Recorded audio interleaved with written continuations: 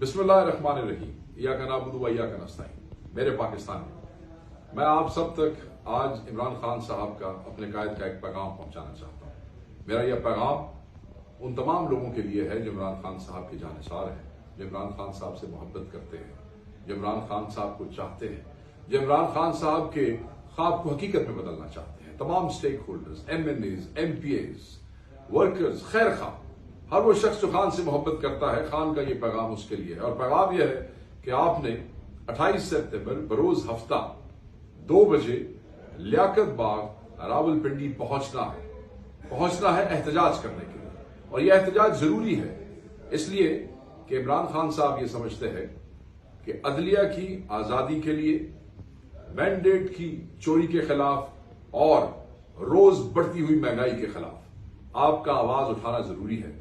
आपकी आवाज से फर्क पड़ेगा, आपकी आवाज से, आपके बाहर निकलने से अदलिया को तहफ्फुज मिलेगा, सपोर्ट मिलेगी, आइन का तहफ्फुज यकीनी बनाया जाएगा। याद रखिएगा, हम यहां पे एक जलसा करना चाहते थे, मगर हमेशा की तरह जैसे इन्होंने संजानी में किया, जैसे इन्होंने लाहौर में किया, हम शहर में अपना जलसा, एक पुरअमन जलसा करना चाहते थे, जिसके लिए हम NOC भी लेते रहे हैं।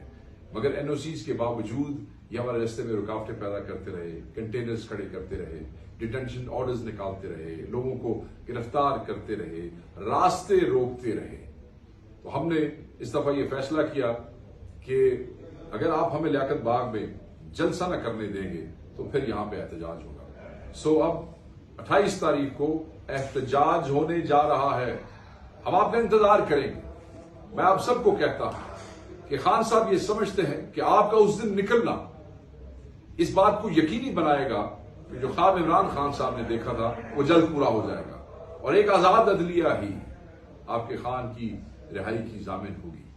क्योंकि जब जज अदलिया आजादी से फैसले करते हैं, इंसाफ, कानून और आइन की रोशनी में फैसले करते हैं, तो फिर मुल्क में इंसाफ का बोलबाला होता है। याद रखिएगा, 28 सितंबर बरोज हफ्ता 2 बजे एहतजाज पहुंचना है, हर कीमत पे पहुंचना है। ये तुम्हारा आईनी हक है। लियाकत बाग पहुंचना है, वहीं आपसे मुलाकात होगी। Thank you very much.